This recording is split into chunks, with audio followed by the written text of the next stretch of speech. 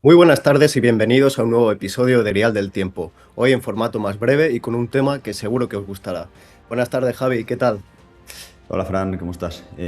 Pues sí, hoy la idea es hablar de la carrera espacial entre la Unión Soviética y Estados Unidos. Y bueno, un poco la inspiración nos vino, ¿no? De estar ahí mirando efemérides históricas, ¿no? Vi que a finales de enero se cumplían 40 años del accidente del Challenger, ¿no? Que curiosamente realmente ya no forma parte de esta carrera espacial porque ya se produjo en el 86.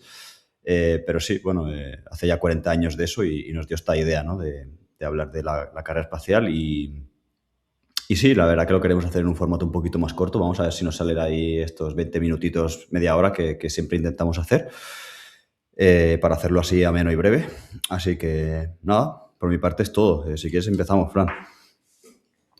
Sí, sí, sí, por mí perfecto. Creo que lo has dicho bien. Es un poco la efeméride en la que nos hemos orientado, pero básicamente vamos a hablar de lo que es la carrera espacial, que sucede unos 15, 20 años antes.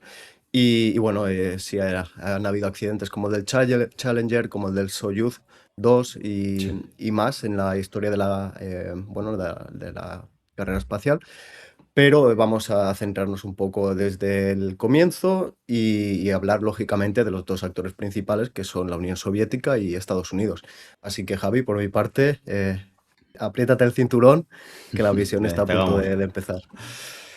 Muy bien, pues a ver, realmente como tal no hay un año de inicio y un año de final definidos exactamente, ¿no? Porque no es un periodo histórico como tal, pero bueno, normalmente se considera pues, que empieza en el 57, ¿no? Con el lanzamiento del Sputnik y finaliza alrededor del año 75, ¿no? Ya con las misiones más colaborativas entre Estados Unidos y la Unión Soviética. Entonces, vamos a empezar con este Sputnik en el año 57, es el primer satélite artificial de la historia. No solo uno, realmente dentro del programa de Sputnik hubieron 4 satélites. Los 3 primeros se consiguieron poner en órbita.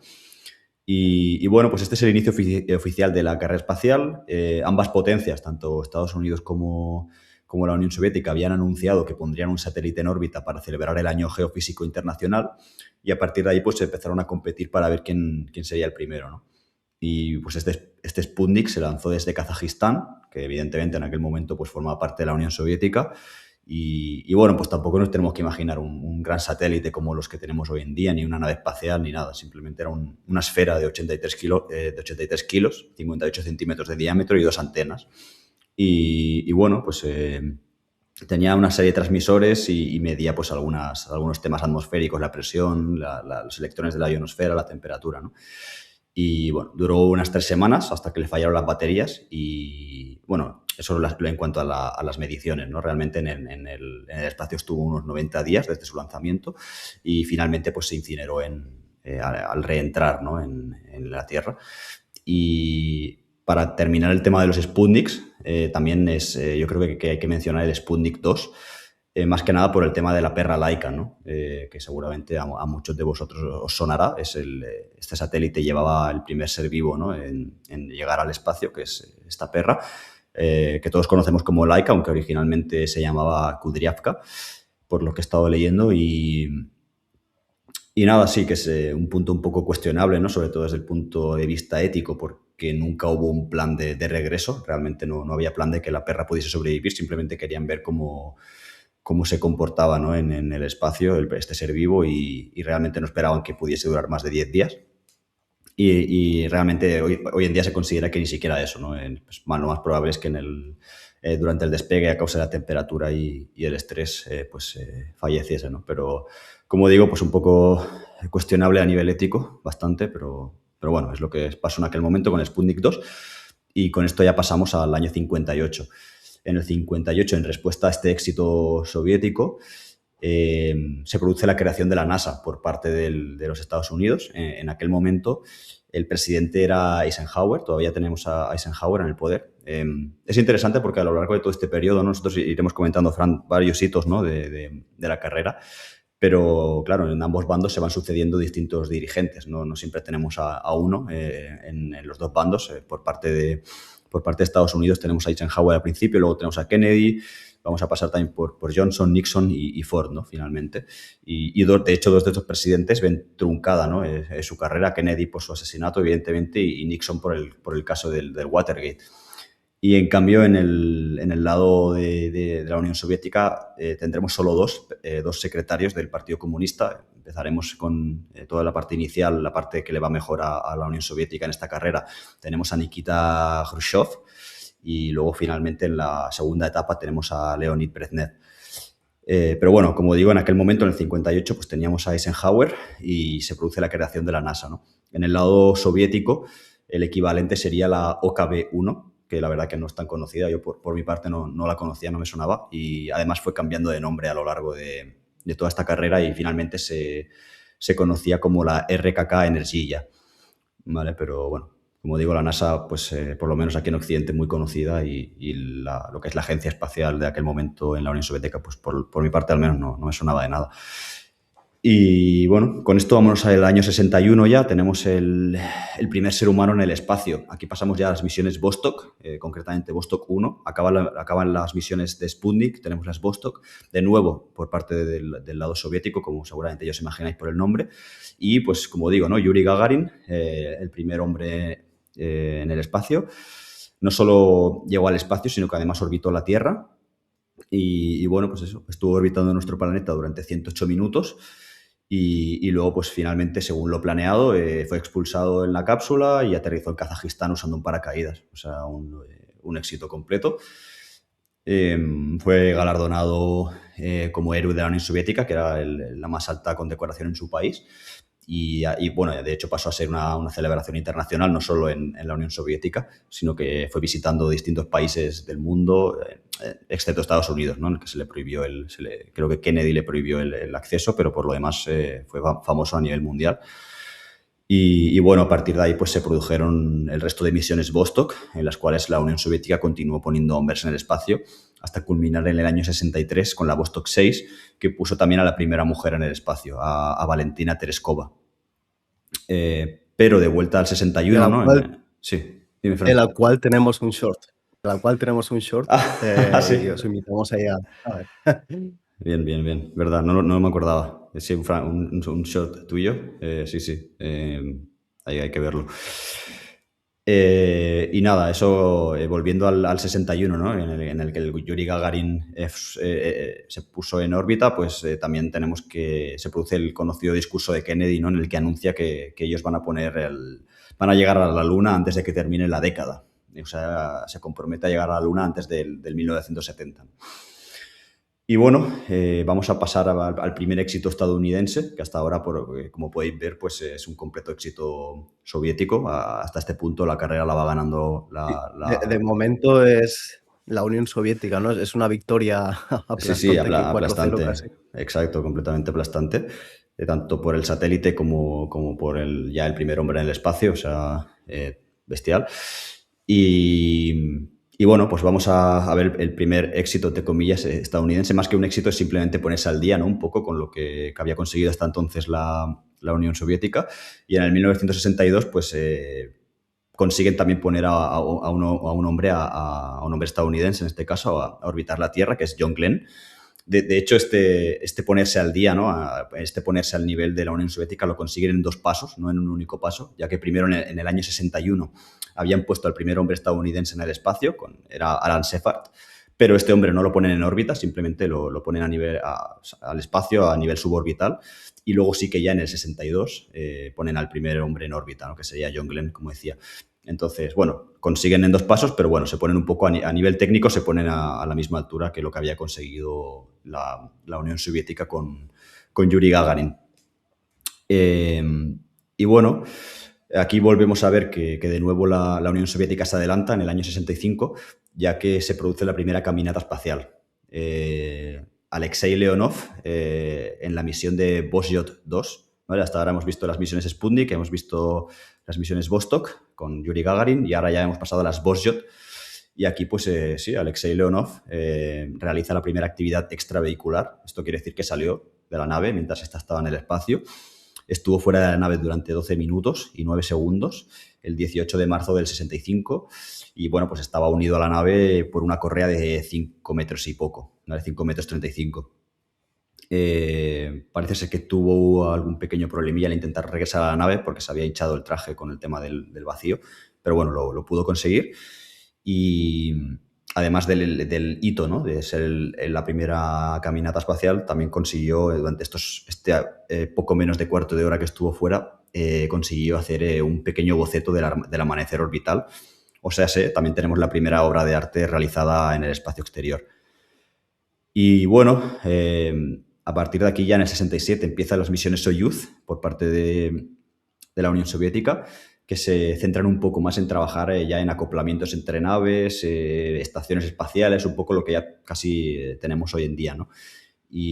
Pero bueno, estas misiones Soyuz tienen un inicio bastante trágico porque el Soyuz 1 presentó problemas desde el lanzamiento y bueno, finalmente durante el aterrizaje los paracaídas no se abrieron y resultó en la muerte del piloto Vladimir Komarov.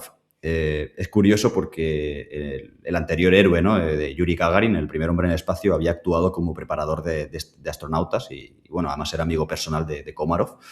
Y de hecho ya había advertido pues, que se debían mejorar las medidas de seguridad de la nave, ¿no? Antes de realizar esta misión, pero bueno, no se le hizo caso y resultó en este accidente que acabó con la vida de Vladimir Komarov.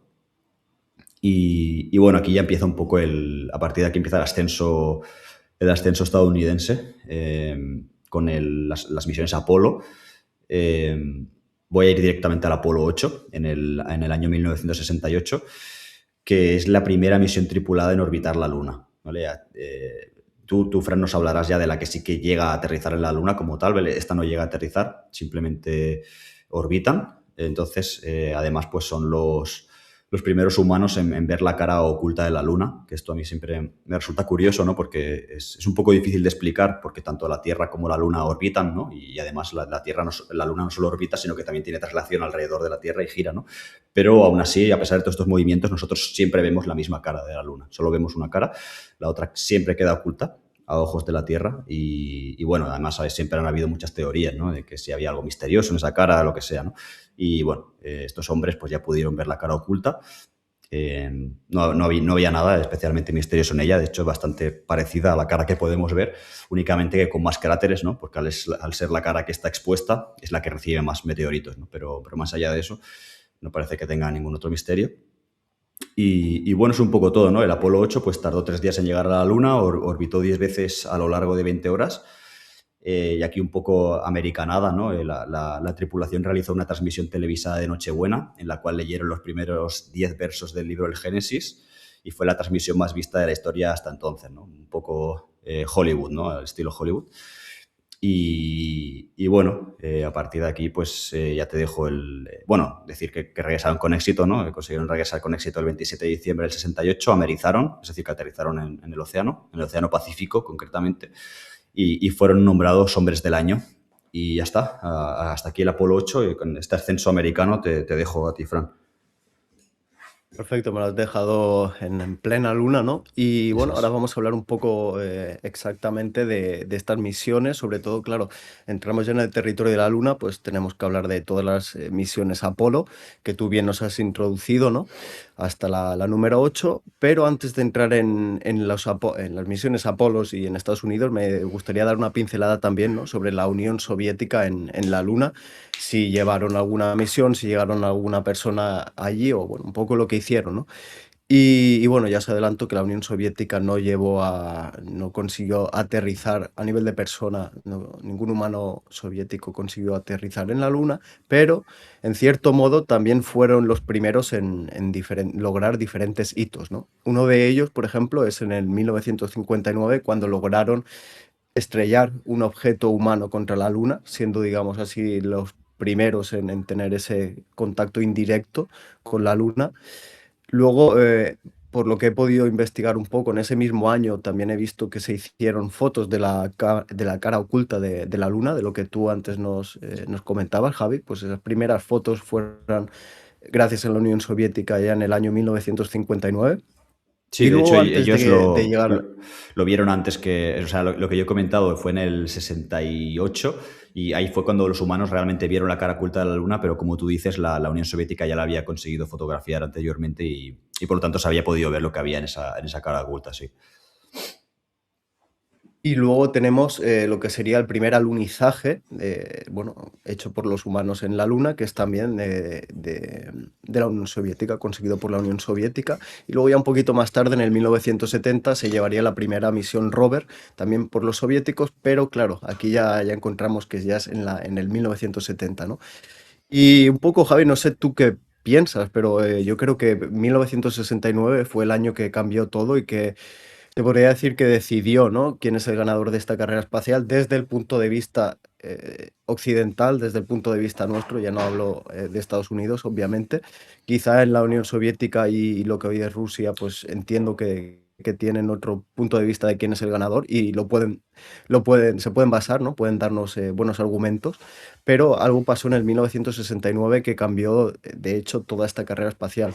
Como tú has dicho, Javi, bueno, los soviéticos fueron los primeros en lanzar el primer objeto, el primer ser vivo, el primer hombre, la primera mujer. Hemos visto también los primeros en estrellar objetos en la Luna, en incluso en alunizar, en tomar fotos de la cámara perdón, de la cara oculta. Algo Eso súper es. interesante que has dicho que yo desconocía es que también fueron los primeros en literalmente sacar un humano, ¿no? Al Sí, espacio, sí. que pudiera salir de la nave y realmente como persona, pues el primer humano en el espacio, ¿no? Es algo increíble. Y bueno, es que como vemos, no, desde ese punto de vista es claramente el vencedor y tenían la delantera. Pero en el 1969, concretamente el 20 de julio de 1969, se llevó a cabo con mucho éxito la misión Apolo 11. La misión Apolo 11 es la famosa misión que consiguió alunizar también en la Luna y esta vez con tres personas, dos tripulantes que lograron pisar el suelo lunar, que llegaron a la Luna, y uno que se quedó orbitando alrededor de la Luna con la nave. Dentro de esta nave, seguramente ya sabréis, estaban Neil Armstrong, no confundir con el saxofonista ni con el ciclista, Buzz Aldrin, el cual da nombre también bueno, al famoso personaje de Buzz Lightyear de Toy Mm. Story.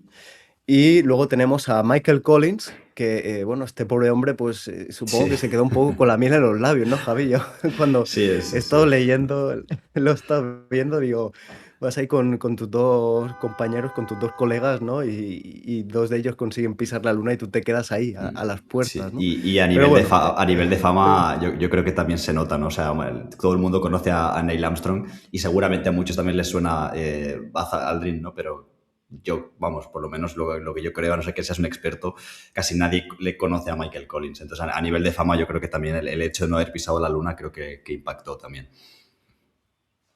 totalmente, totalmente. Yo lo desconocía por completo y bueno, de hecho, pues el Collins más famoso es Phil Collins, ¿no? Y el pobre Michael, eh, el pobre Michael se ha quedado un poco en el ostracismo. Pero bueno, sin duda, pues como podéis ver, fue una misión completamente un éxito rotundo. Consiguieron volver a la Tierra, aunque no fue fácil. Incluso el propio pues, Neil Armstrong tuvo que pilotar la nave y, en fin, no encontraron demasiadas facilidades en lo que es en el alunizaje y luego conseguir volver a la Tierra, pero lo hicieron. Fue una retransmisión en vivo, por lo que he leído, bueno, en torno a unos 600 millones de espectadores que la vieron en vivo esta misión. Por incluso lo que yo he escuchado de mi propio pueblo en lo que es la Siberia extremeña, yo, bueno, he escuchado también que incluso lo vieron allí, ¿no? Lo vieron Mm, en directo, la tele, quizá sí. casi una de las pocas teles que habría en todo el pueblo del bar, lo retransmitió en vivo a través de televisión española. Por lo tanto, bueno, es un fenómeno, claro, hablamos del año 1969, ¿no? Que pudiese ser algo tan global, pues yo creo que, no sé qué piensas tú, Javi, pero seguramente fuese el primer fenómeno global retransmitido a nivel, bueno, de todo el mundo y con un alcance inimaginable, ¿no? Hasta la época.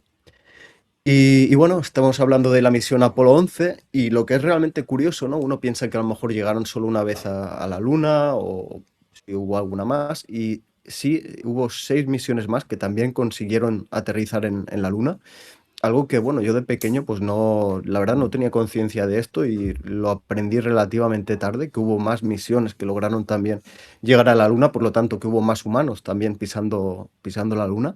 Y de estas tenemos la misión Apolo 12, Apolo 14, Apolo 15, Apolo 16, Apolo 17, más la Apolo 11, son 6 misiones. Y os preguntaréis, ¿qué pasó con la misión Apolo 13? Bueno, pues la misión Apolo 13 también nos dejó una frase para la eternidad. Y es la famosa misión en donde se escuchó por primera vez, Houston, we have had a problem. La famosa frase, Houston, tenemos un problema. Y bueno, realmente esta misión es muy interesante porque también trataba de alunizar sobre la Luna, aterrizar en la Luna, pero no lo pudieron, tuvieron problemas con una explosión en el tanque de oxígeno, le perdieron energía, perdieron electricidad, los niveles de CO2 también estaban aumentando, por lo tanto, bueno, podía haber terminado en suceso trágico. Los tripulantes de la nave consiguieron reaccionar, consiguieron solucionar un poco los problemas que había, casi un poco pues a modo de bricomanía, ¿no? He leído que incluso con cinta adhesiva trataron de improvisar filtros para, bueno, un poco bajar esos niveles de CO2 y mantener un mínimo de oxígeno para poder volver.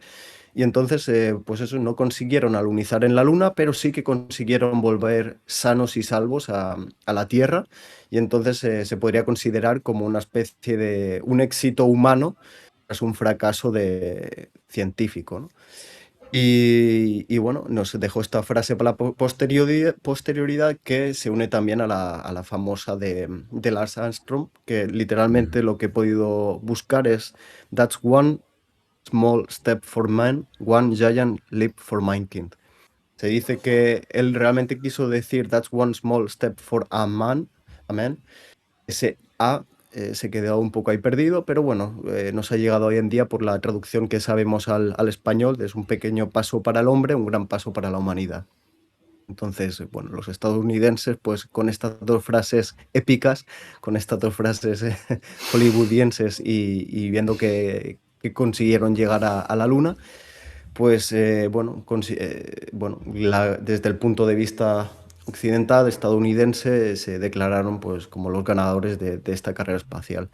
Y algo que es muy curioso, ¿no? Que uno piensa y dice, solo hubo 6 misiones hacia la Luna, ¿en cuántos años se realizaron estos viajes hacia la Luna? Pues fueron desde el 1969 hasta el 1972, es decir, una horquilla de 3 años.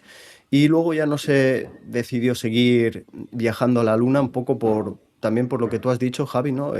Bueno, ya se vieron un poco ganadores de esta carrera espacial, empezaron más a cooperar con la Unión Soviética, como tú bien nos has comentado, a partir ya del año 1975, y también vieron que los costes de enviar a alguien al espacio, pues una misión así a la Luna eran tremendamente grandes, ya habían un poco visto todo lo que tenían que haber, ya habían recopilado la información en ese momento que necesitaban y a partir de ahí se optó por, digamos, dejar de lado esa presencia humana en la Luna, aunque lógicamente, como sabéis, pues tanto, bueno, Estados Unidos, más tarde Rusia, China, India, la Unión Europea, pues han hecho diferentes misiones científicas en la Luna, bueno, con rovers, con diferentes mecanismos sin artificios, pero nunca otra vez con la presencia humana en este territorio lunar.